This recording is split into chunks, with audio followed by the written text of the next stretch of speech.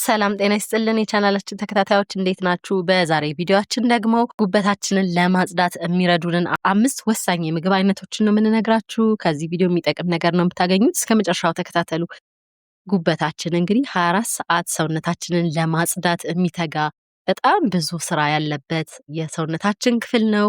ይሄንን ስራ ታዲያ የተለያዩ ጤናማ የሆኑ ምግቦችን በመመገብ በአግባቡ እንዲሰራ እኛም ሰፖርት ማድረግ አለብንና ለጉበት በጣም ጠቃሚ ከሚባሉ የምግብ አይነቶች ውስጥ ነጭ ሽንኩርት አንዱ ነው። ነጭ ሽንኩርት ጉበት አካባቢ የሚመነጩ ኤንዛይሞች አሉ፣ የተለያዩ ኤንዛይሞች።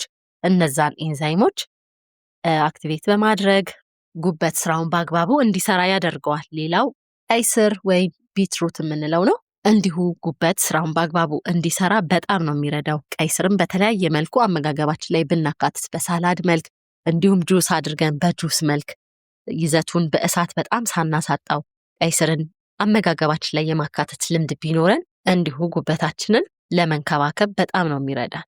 ሌላው አረንጓዴ ሻይ ወይም ግሪን ቲ ነው። እንዲሁ ጉበታችን ዲቶክስ በማድረግ ወይም ደግሞ ጉበታችንን በማጽዳት ከፍተኛ ሚና እንዳለው ነው ጥናቶች የሚያሳዩት።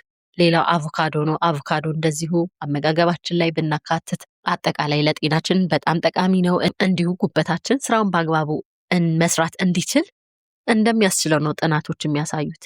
ሌላው አረንጓዴ ቅጠላ ቅጠሎች ናቸው። ቆስጣ፣ ሰላጣ ሊሆን ይችላል፣ ጎመን ሊሆን ይችላል። አረንጓዴ ቅጠላ ቅጠሎች በውስጡ በጣም ሰውነታችን የሚፈልጋቸውን ጠቃሚ የሆኑ ነገሮችን የያዙ ናቸው። አንታይኦክሲዳንት ናቸውና የተለያዩ ኬሚካሎችን ከሰውነታችን ኒውትራላይዝ እንዲሆኑ ወይም እንዲወገዱ በማድረግ ጉበታችንን ስራ ይደግፋሉ ማለት ነው። እንደዚህ አይነት ምግቦችን አመጋገባችን ላይ የማካተት ልምድ ብናዳብር ጉበታችንን ለተለያየ የጤና ችግር ተጋላጭ እንዳይሆን እናደርጋለን ማለት ነው። ይጠቅማችኋል ብለን ስላሰብን ነው ይህን ቪዲዮ ያዘጋጀነው። ስለተከታተላችሁ ከልብ እናመሰግናለን። ቻናላችንን ላይክ፣ ሰብስክራይብ፣ ሼር በማድረግ አሳድጉልን።